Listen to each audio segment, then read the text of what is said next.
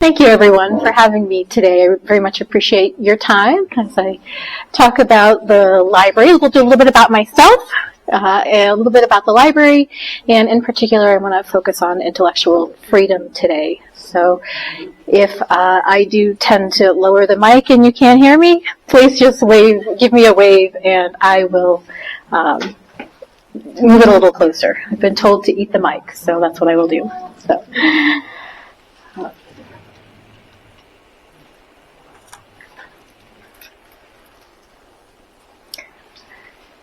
So a little bit about me. I grew up in Andover, Maine, which is a small town of less than 1,000 people in western Maine, kind of on the border with New Hampshire. As a child, the one-room local library, which is the picture on the right, was a haven for me. As someone who was not in the least bit interested in sports, the library was where I wanted to be. And I think I can safely say that I read every children's book in that library probably more than once. I also volunteered here as I got a little bit older. So the picture on the top left would be is actually an Earth station. It is communicated with the Telstar satellite. Was constructed in the 1960s, and that was to facilitate communications, transatlantic communications. It's the only one in this country, or it was at the time the only one in this country. So, and the picture on the bottom is sort of the quintessential New England covered bridge. So, a little bit about my town. My love for libraries continued into my college years. I attended as an undergrad Clark University in Worcester, Massachusetts, where I graduated with a degree in geography. What you do with a degree in geography, not entirely certain, but it was interesting at the time. So, while I was at Clark University, I worked at the archives section of the library, loved it, and really developed an appreciation for the organization of information and how critical that is in order to find what you're looking for, but also to help analyze information and process that information. So we're downloaded daily with a lot of information, and so how you conceptualize that is key. So. I moved to New Mexico in 1993, shortly after graduating from Clark University. Like many, I initially had no intention of staying in New Mexico. It was just a temporary stop. I was here to visit a college friend, but New Mexico grabbed a hold of me. I also met my husband, who is from here. He's Native American from San Ildefonso Pueblo, and so we've been married for over 25 years now. So, also coincidentally, is that same friend's cousin whom I went to school with in Massachusetts. So. In 1995, I began working at the Fogelson Library, which is on the College of Santa Fe campus. The College of Santa Fe was bought by or turned into the Santa Fe University of Art and Design, which is now defunct. They've closed. And I believe the city of Santa Fe is making plans for that campus. And I was encouraged to see that they are turning that library into one of their public library facilities for the city of Santa Fe. So, yeah, I was happy to hear about that. So while at the College of Santa Fe, I earned a master's degree in library science from the University of Arizona as one of the first online programs. And that was an adventure. I further began to see the role that libraries can play both within an academic campus as well as a city or town.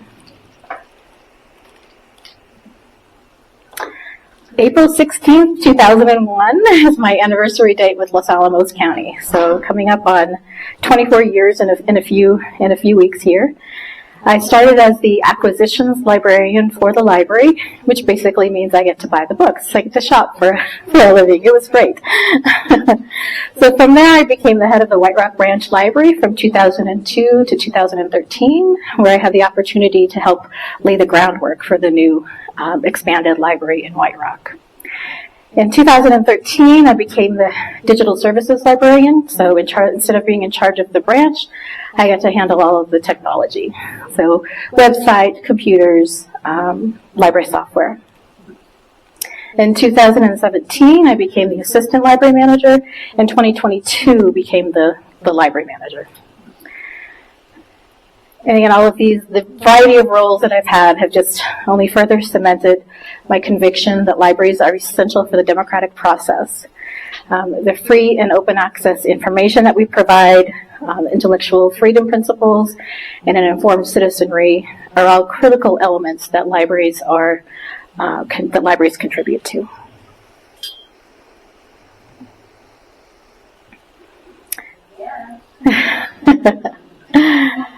Yeah, so as I mentioned, I do want to talk about intellectual freedom. And so, broadly defined, it's the right to access information and to express ideas without restriction. It's about the freedom of thought and expression. And most of you are familiar with that. It's closely related to the First Amendment, which guarantees the freedom of speech, freedom of press, and to assemble.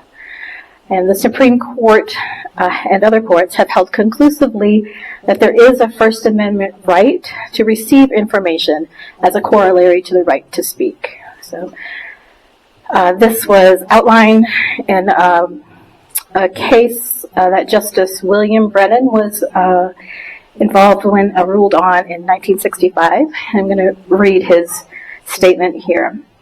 The protection of the Bill of Rights goes beyond the specific guarantees to protect from congressional abridgment those equally fundamental personal rights necessary to make the express guarantees fully meaningful.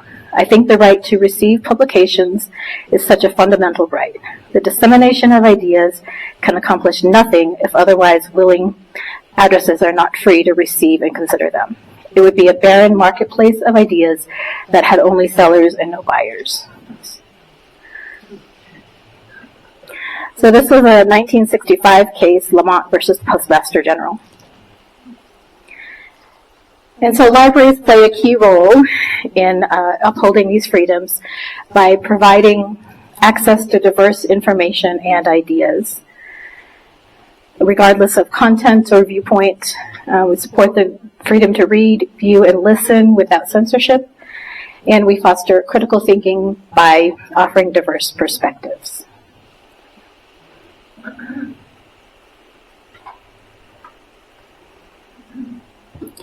And how libraries do this. Oops, okay, went a little too far here.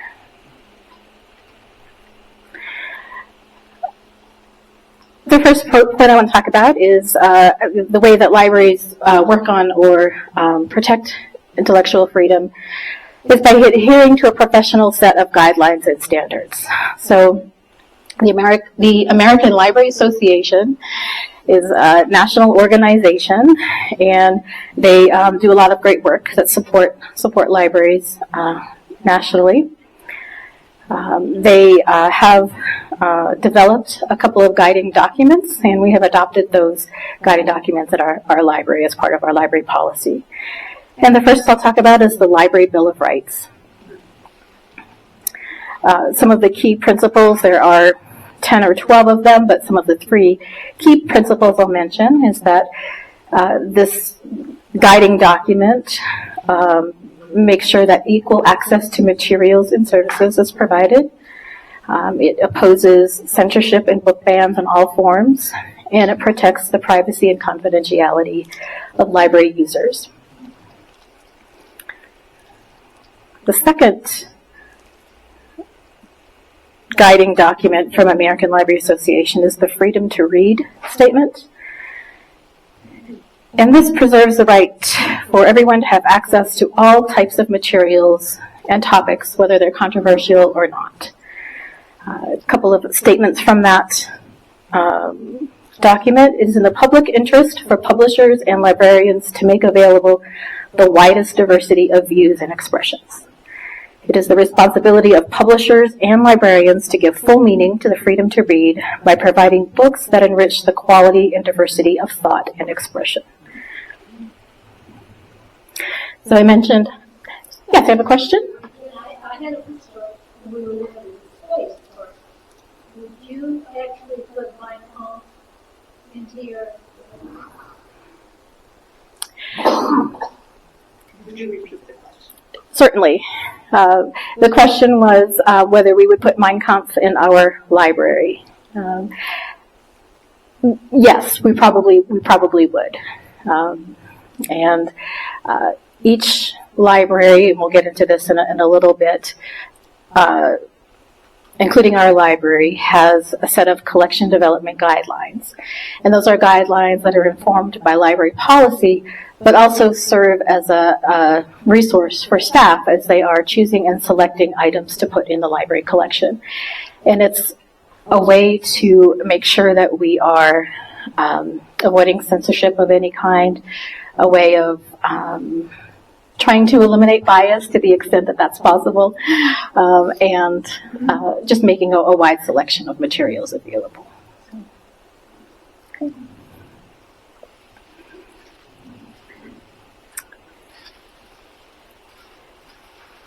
So the last point with the ALA's Freedom to Read statement that I'll address is it is the responsibility of publishers and librarians to give full meaning to the freedom to read by providing books that enrich the quality and diversity of thought and expression.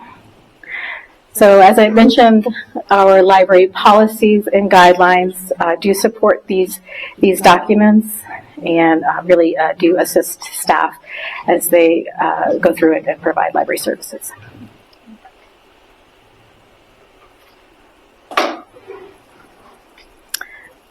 The second way that libraries protect intellectual freedom is by ensuring that materials are not censored.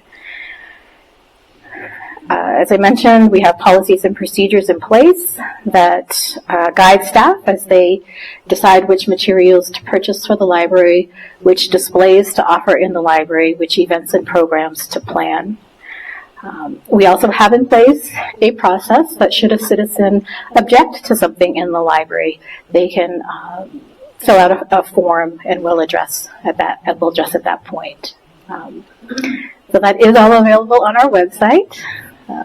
I'll note that since I've been library manager, we've had one request for reconsideration of that type. And then lastly, we make efforts to educate citizens on the policies and procedures that the library does have in place to support intellectual freedom.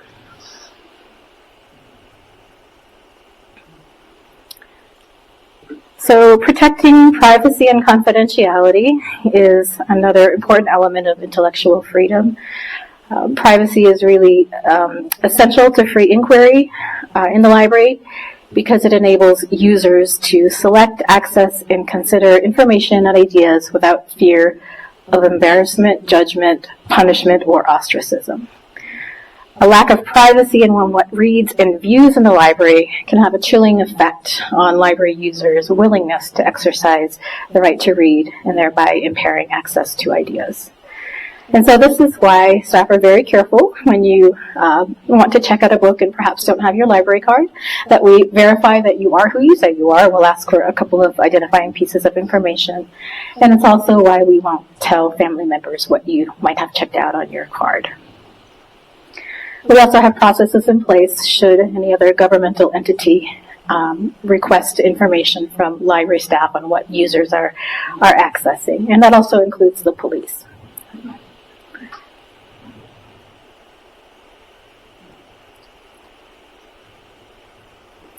And lastly, we do a great deal of educating our patrons on online privacy and data security, particularly as they're using the computers in the library.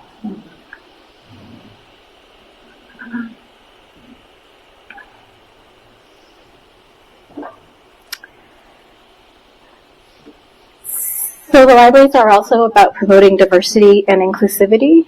We deliberately curate collections that reflect multiple perspectives, cultures, and identities.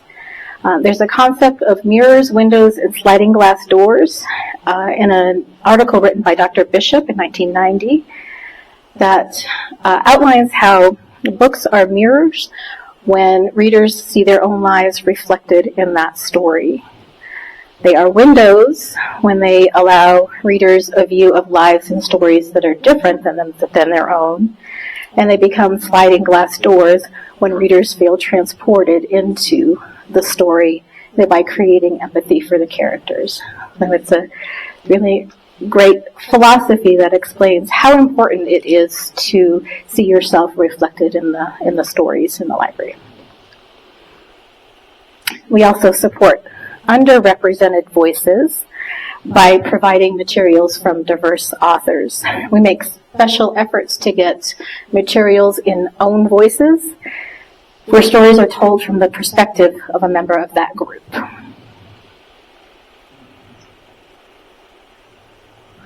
And lastly, we create inclusive spaces for discussions and programs on social issues.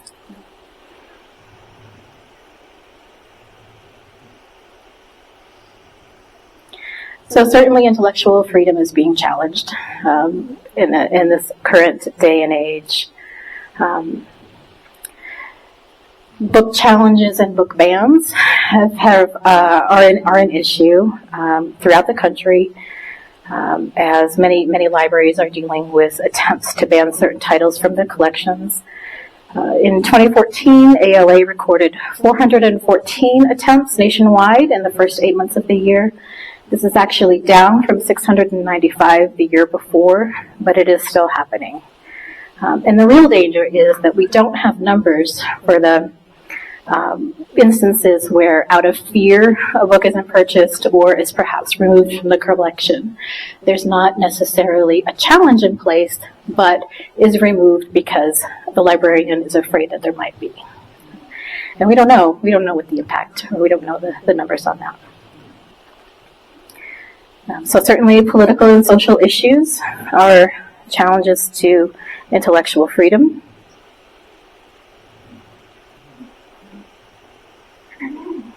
Oops, apologies. So many of you may know that President Trump has recently signed an executive order that 7 agencies, including the Institute of Museum and Library Services, be eliminated to the maximum extent of the law and to reduce their services and personnel to the minimum amount required to perform the functions required by law. And that is language directly from the executive order. Last week. Yeah. So it's unclear at this point what effect this will have on the nation's libraries, but I think we can all hazard a guess that it's going to be very impactful. But it's going to be devastating for smaller libraries, particularly who rely on grants from the federal government. Our library in particular does not rely on those grants. We are well funded from the county, but many libraries in New Mexico will be affected. Excuse me, would this affect things like children's hour? So the question was, the question was whether this would affect children's hour and story times across the state and or country. Did I capture that? Is that the question? Yeah. It very well could. These smaller libraries rely on the federal funding to open their doors, to pay their staff. And so it's likely that this would have an impact.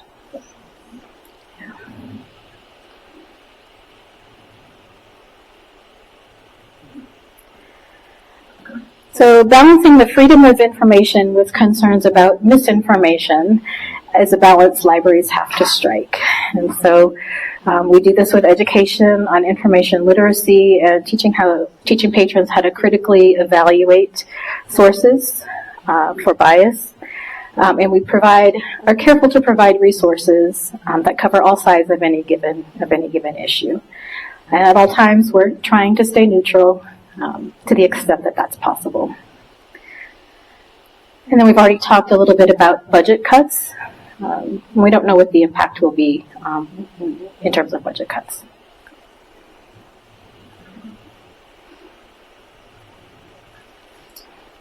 Any questions before I move on? Go ahead. So, next is, do you have any cooperation with the UNM library? So the question is whether we have any cooperations with the UNM libraries here in Los Alamos.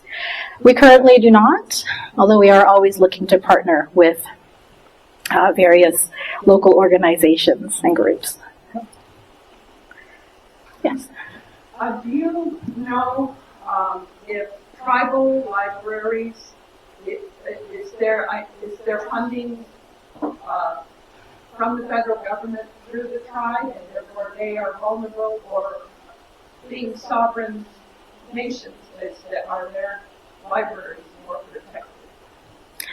That's a great question, and the question was about tribal libraries and whether their funding is protected as a sovereign nation. And I don't know the answer to that. I'm not sure the funding sources for tribal libraries. And of course, with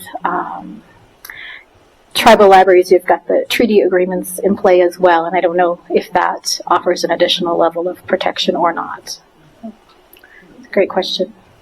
Good question. I was just wondering if you've been following House Bill 27, and if you have any update if that executive order affects that at all. And that's on banning folks for the library, protecting them from banning. So the question is about House Bill 27, New Mexico State Legislature, and where that stands.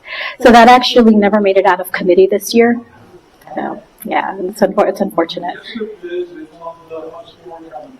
Oh, it is. Okay. Okay. But it's been on the floor calendar for a week. Okay. Right. Okay. Thank you. Yeah.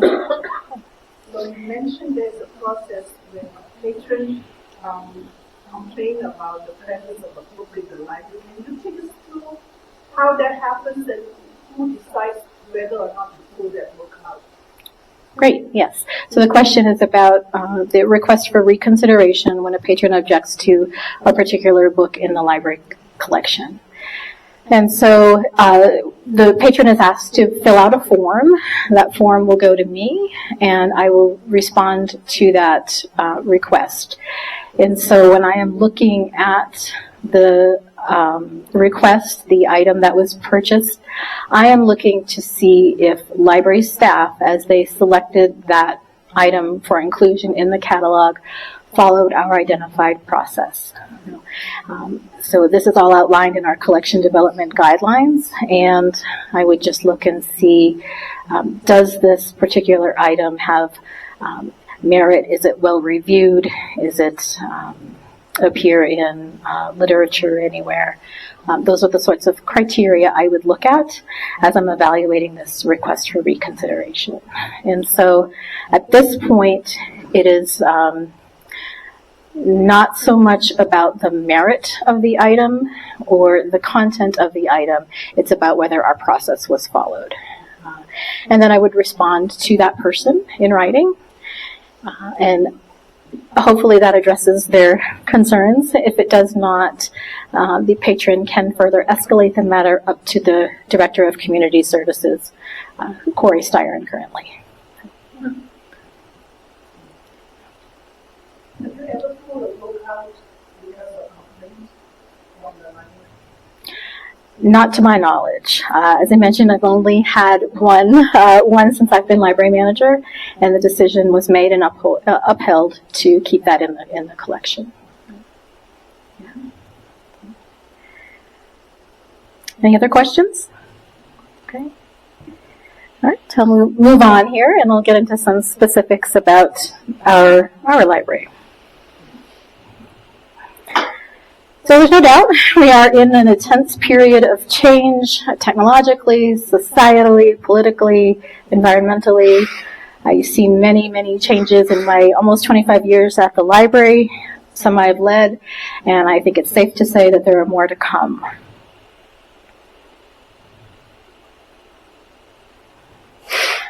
Technology has certainly increased the efficiency and productivity in libraries. I can still remember, inputting by hand information, and now we can upload and download almost anything. Library catalogs have also undergone significant change. How many remember card catalogs? Yeah, yep. Me too. But certainly now everything is online, and you can look up and see whether our library has a particular title, but you can also do that for a library in Australia, for example. The ability to search and display items in the catalog is only improving.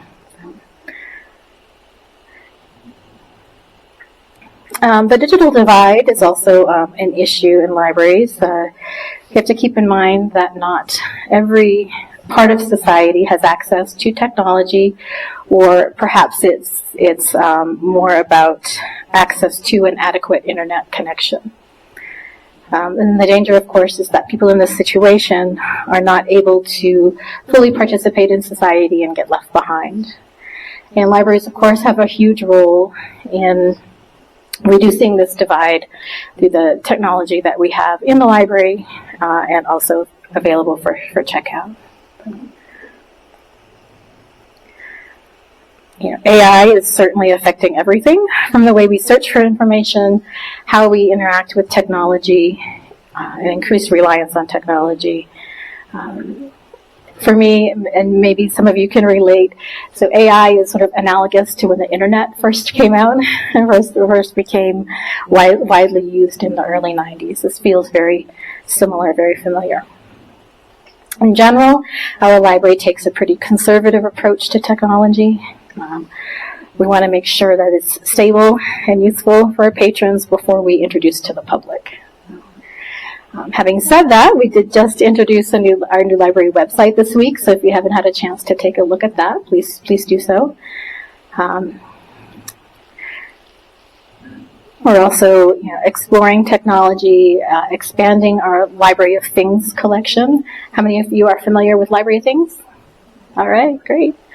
So, just for those who maybe haven't heard that term before, the Library of Things collection is a collection of things available for checkout from the library that are non-traditional. So not your books, not your audiobooks, not your DVDs, but actual equipment. So we've got thermal cameras so you can check the energy efficiency in your house. We've got a induction cooktop. We have a portable DVD player, paper shredder, so just telescopes as well. So it's a myriad of items that are available for checkout, and that is a collection that will continue to grow. And throughout, we're always trying to offer instruction and assistance to patrons using technology.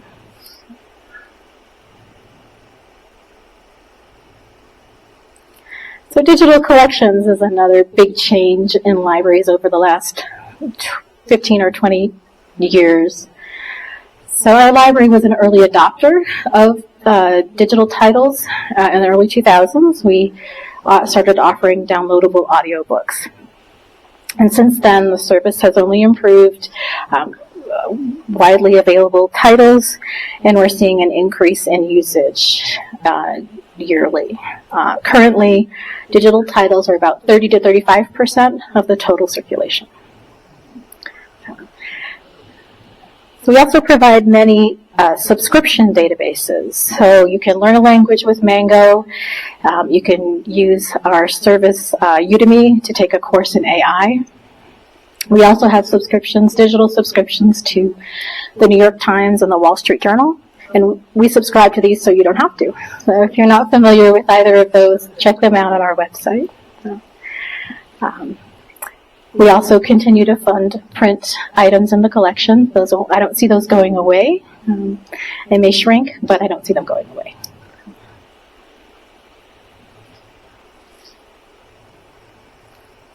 So how the library is being used is also changing. So it's becoming less of a warehouse or storage for print books and more like a community center where citizens can come together and interact. It's a way to combat the loneliness epidemic that I think we're currently experiencing. In 1989, Ray Oldenburg wrote a book titled The Great Good Place. And in this book, he talks about the third space as a space separate from home, separate from work or school, where people can go to feel connected, and that it's really essential to have that place in your life for health and happiness, to have this place where you can go and connect. And libraries are very much third spaces. It's a space you don't have to buy anything or believe anything to attend and be. You can just come in and use the space.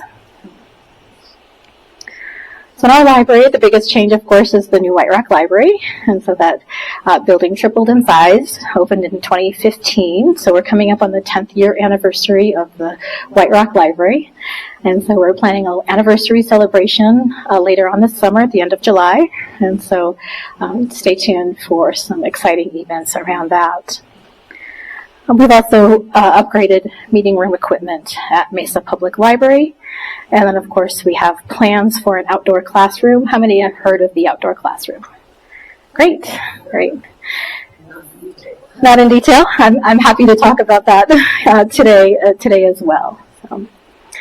So the outdoor classroom is a small space located between the library and the Betty E. Hart Senior Center, down below the walkway between each of the spaces, in amongst the trees.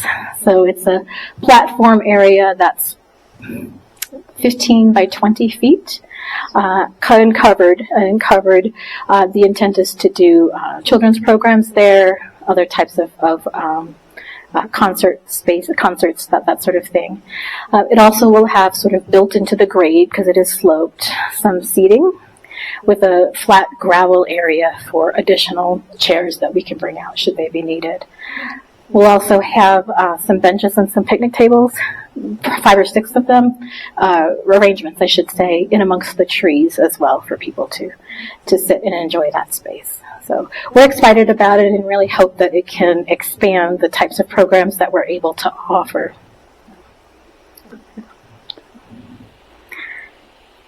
And then lastly is a shade structure for the patio at the White Rock Branch Library.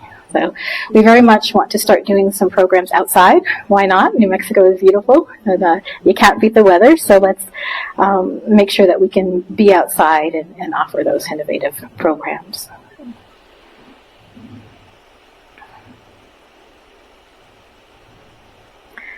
So you can see we're actively seeking ways to bring community together, to bring people into the library, get to know one another, and create that kind of those connections. So we're doing that through our events and programs, but we also have passive activities in the library as well. So puzzles that you can do and other activities.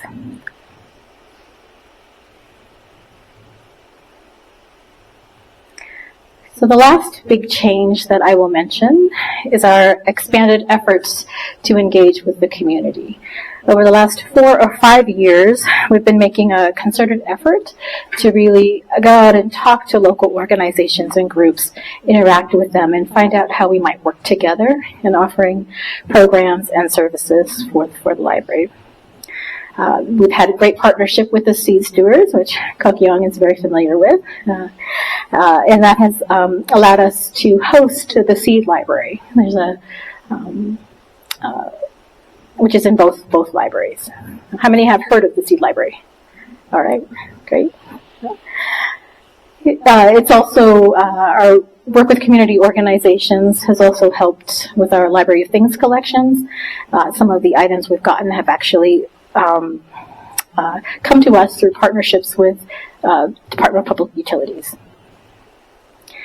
And then we've also working on partnerships with social services, the County Social Services Division. And we've started offering evening hours where they're caseworkers. It offers an opportunity for those who might work during the day to come in and get assistance. We do have an exciting program coming up next week. If you've heard of it, it's a deep dive on grief. So the deep dive format is something we're doing actually after hours, and you come into the library. You have the opportunity to split out into 4 or 5 groups, and each presenter for this program will rotate to each of the groups and talk about some aspect, in this case, of grief. So grief from losing a job, losing a business, losing a pet, losing a family member. So it'll be an opportunity to share and hear stories about that.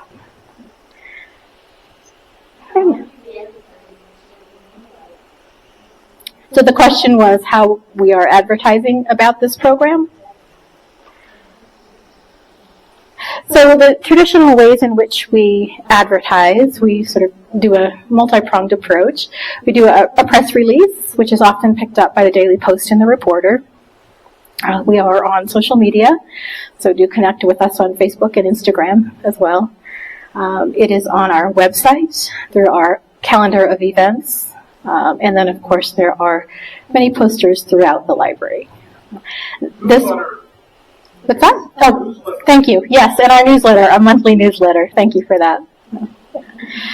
So this particular program, registration is required. It's capped at 50. So if you are interested, I would go on today and get registered for that particular program. The one we did most recently was on racism, and there was fantastic discussions that were had on that topic. It was really quite something. And so throughout all of this, we remain committed to diversity and inclusivity in the library so that everyone feels welcome and that the library has something for them.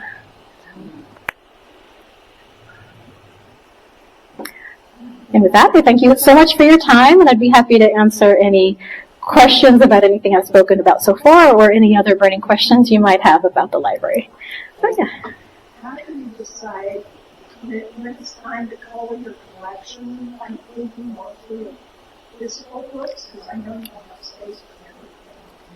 How do you decide which things to get rid of? It's a great question. So the question was about culling the library collection.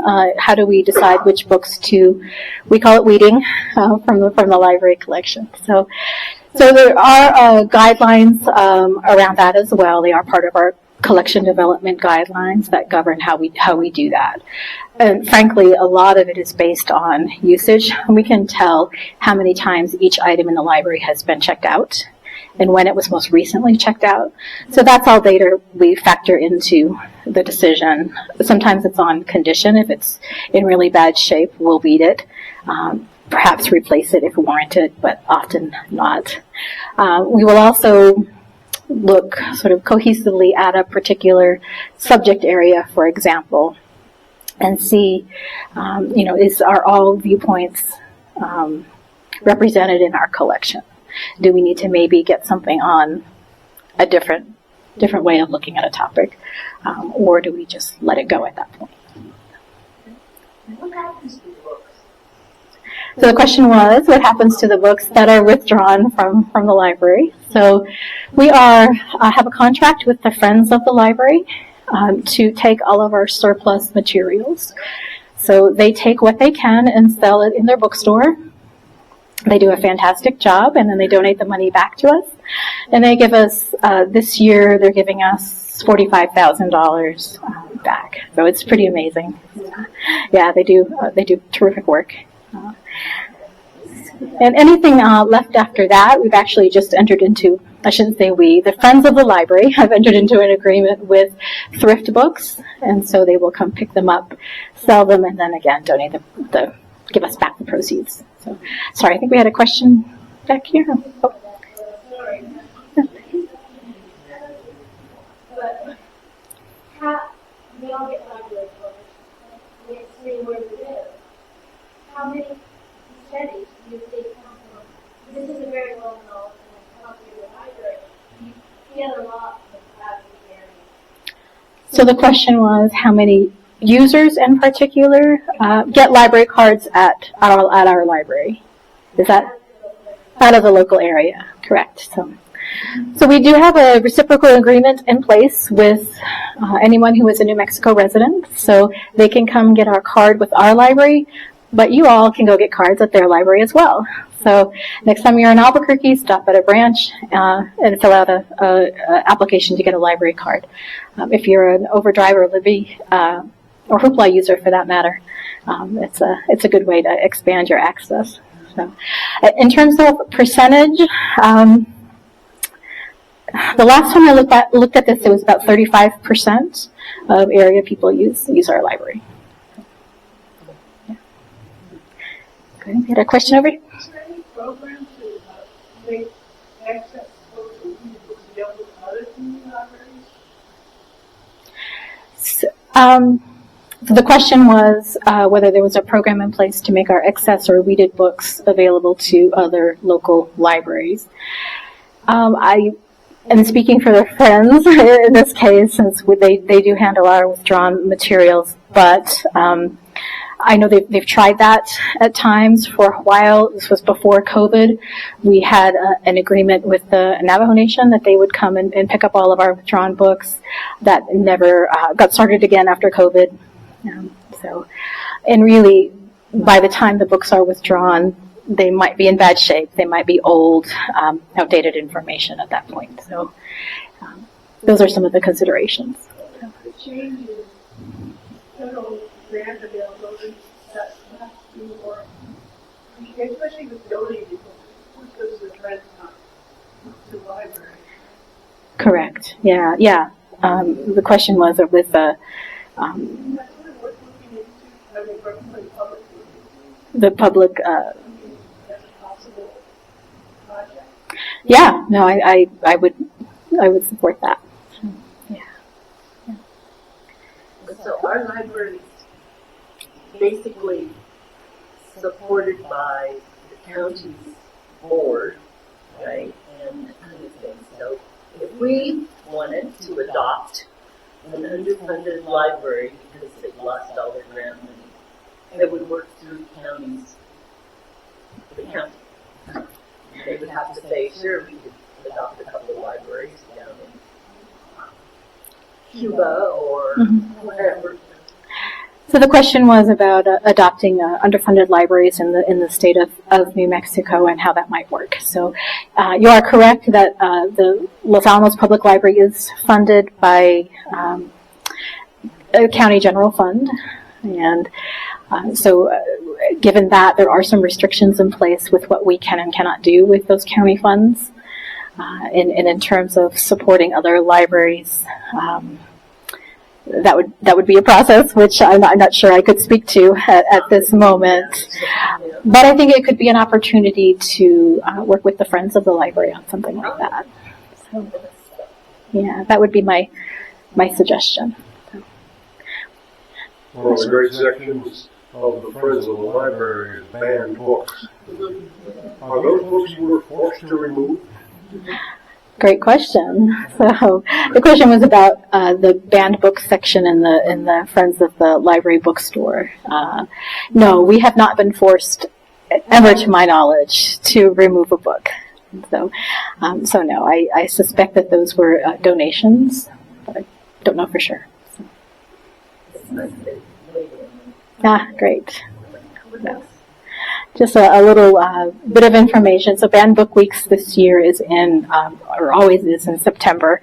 And so we'll do some marketing and some publicity around that topic in September. So, a question back here? Will the library consider donations to the Great. So the question is whether the library considers donations directly to the collection as opposed to going through the Friends of the Library. We do. Any member of the public is welcome to donate something to the library.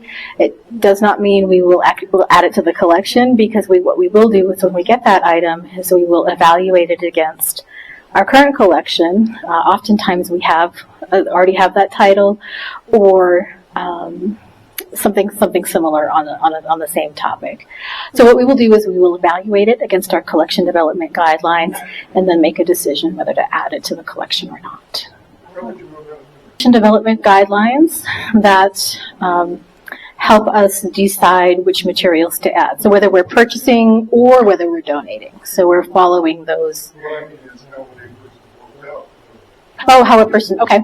The question was how to donate that.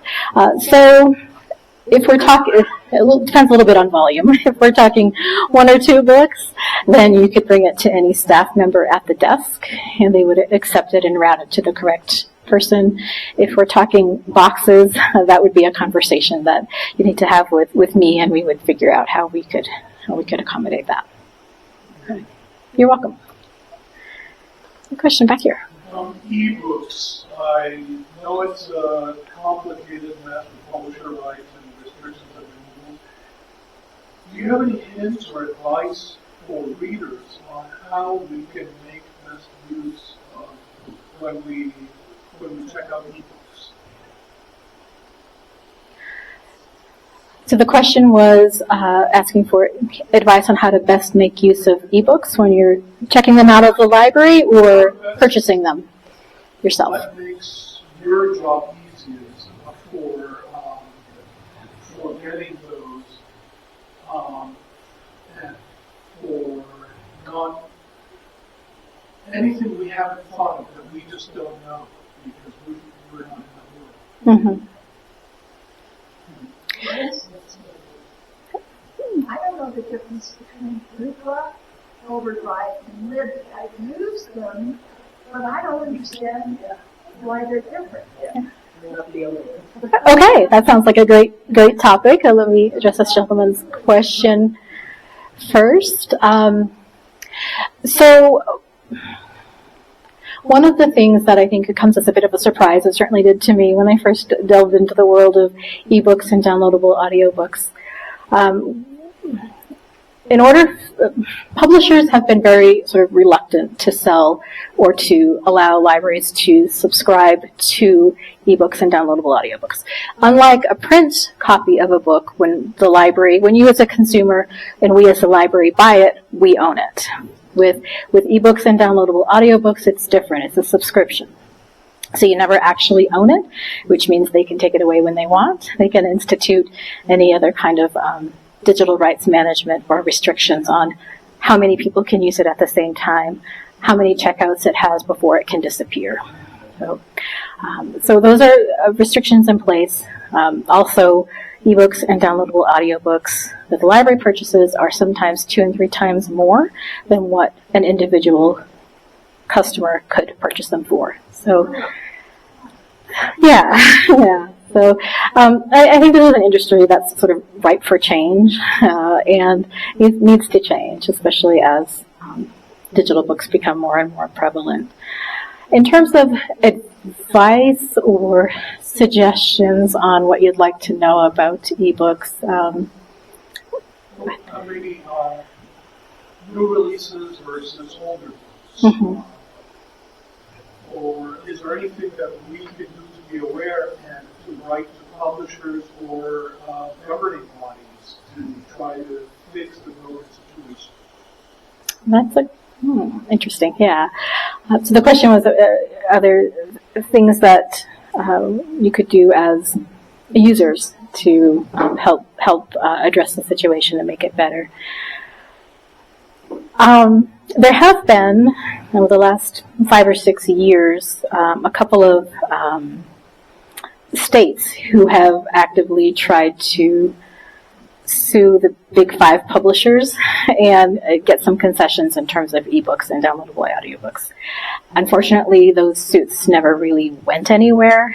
They didn't get adjudicated in the way that we had hoped. But it's a great question, and I'm not sure I have a good answer for you. I'd like to maybe think about it and do a little research. So, yeah. I go to the library sometimes to read a magazine I don't want to subscribe to.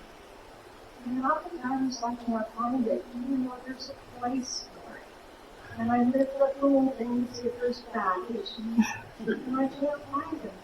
And I'm thinking, is someone stealing all this? What happened to those issues? So the question is about magazines in the library and then not being on the shelf. So that means that somebody is using it currently, or maybe has used it, and we're brought it back for processing. Always check with staff at the desk, and they might be able to locate it for you. So, I also want to go back to your earlier question about Overdrive, Libby, and Hoopla. So the library has contracts with 2 companies to provide ebooks and downloadable audiobooks. The first company is Overdrive. The company is Overdrive. The product is called Libby, so I use those interchangeably. The second service is called Hoopla. And the way that they work is very different. So with Libby titles, it is librarians choose each and every single title that appears in the catalog. It's available to you for checkout. One person at a time can use that title, and after, sometimes it's 26, sometimes it's 52 checkouts, we have to resubscribe to that title. So this is a model that the publishing houses have supported. It is what they're offering for libraries currently. Is it fair? No, but that's kind of where we stand currently. The advantage is with the Libby service, the more recent titles tend to appear with that under that umbrella. So Hoopla is the other service that we offer, and these do tend to be backlisted titles, so the older titles. And the way that works is, as a customer of Hoopla, we have access to their entire catalog, and they charge us each time something is downloaded. So it's between $1 and $3 each time a title is downloaded. And so for those of you who are Hoopla users, that is why sometimes you try to get on and can't download something because it says the budget cap for that day has been reached. So we have set the budget caps at $6,500 per month, and so that translates into a daily average. And once that average has been reached for the day, borrowing stops until midnight of the next day. So those kind of in the morning, yes, yes. So who was the whole after that? Correct. Yes, they both have apps, so just look for the Hoopla app and then also the Libby app. Yeah. And if you ever need assistance, please come in, give us a call. We can often help you over the phone, too. Yeah. A question back here. Yeah. So, I'm going to say 60 days ago, I would never ask this question, in my opinion.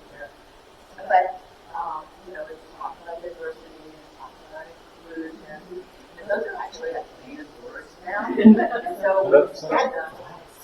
I feel like, oh my gosh, I don't really get like to be page here, although it's going to be on the website. So, are we we're not saying that we're responsible. I don't know. Yeah, no, it's a great question. And the question, yeah, I figured it was a safe audience to talk about that. Yes, the question was whether, when we're talking about diversity and inclusivity, whether our library is affected by the decisions at the federal level. And so, no, our library does not get federal funding. We are funded through the county, and I think the county council has made their intentions clear, especially with the formation of the inclusivity task force to continue prioritizing diversity, equity, and inclusion. Just more of a statement. I've been working with LARSO, the senior organization here in town, and I help run a monthly computer user group, where people can come in. And you might want to say that, isn't it on Thursday, is in White Montana up at Mesa, that we can call and schedule getting computer support for just personal questions we have about our phone or computers? Yes, so I will explain that service rather than repeating your question. So, yes, so another partnership that we've worked with is to develop computer assistance And so we're actually doing a more by appointment system at this point, so somebody can call and request a time slot for some dedicated help with personal computer usage. So, yeah. I'm curious about whether, does our library have like a digital archive that, like, I know some tribal libraries have archives of, tribal information stories that, that is pertinent to our community, and if so, with the recent purge of digital archives from universities and other places, how is our information in our archive, if we have one, is it protected? It's a great question about digital archives at the library in particular and how that is being protected currently. So the public library has never had an archival function. It's always been about the materials that people want now. And so we don't really have any type of archives. There are, obviously a couple of other organizations in town with the Historical Society and also the county's Records and Information Management Division that are charged with preserving those types of documents. So no history of like the daily monitor on beach or something like that? That's a great question. So we do have on microfilm, or fiche film, I think, we do have back issues of the monitor. We also are putting on fiche the Daily Post and the Los Alamos Reporter. We also actually have digitized some of that fiche so that it is some of the back issues are available online as well. So it's all available on our website.